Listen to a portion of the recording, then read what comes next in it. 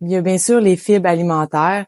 Elles sont essentielles pour la digestion puis aident à prévenir la constipation.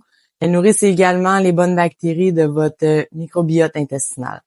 Les aliments riches en fibres solubles, bien sûr, il y a l'avoine, les pommes, carottes, légumineuses, lentilles et pois chiches.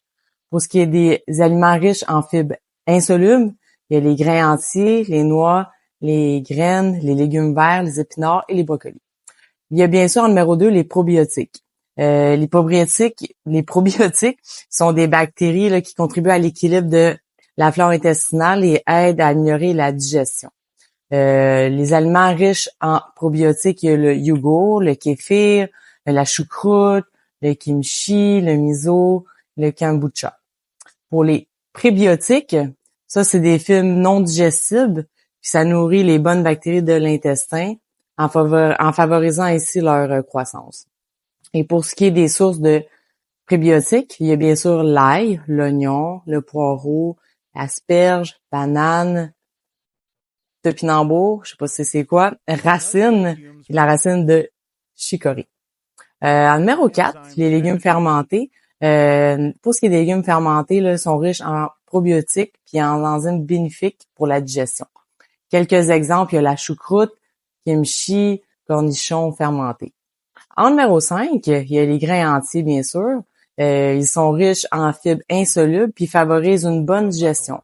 Ils fournissent aussi des glucides complexes, qui est une source d'énergie stable pour le corps. Pour donner quelques exemples, il y a le quinoa, le riz brun, l'avoine, l'orge et le seigle.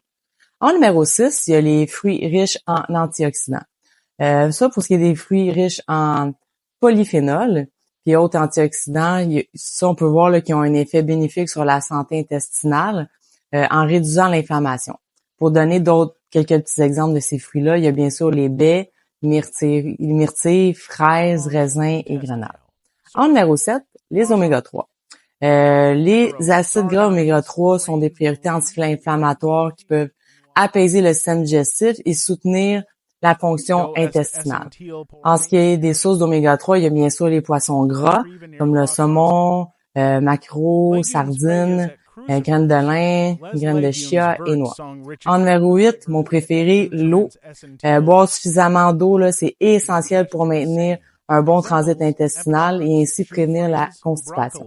En numéro 9, il y a les légumes à feuilles et crucifères, comme les légumes verts qui sont riches en fibres et en nutriments qui sont essentiels et qui favorisent une digestion saine. Pour donner quelques exemples de ça, il y a bien sûr les épinards, le chou frisé, brocoli, chou-fleur, le chou de Bruxelles. Et en numéro 10, bien sûr, les herbes et les épices. Certaines herbes et épices peuvent stimuler la digestion et soulager les inconforts intestinaux.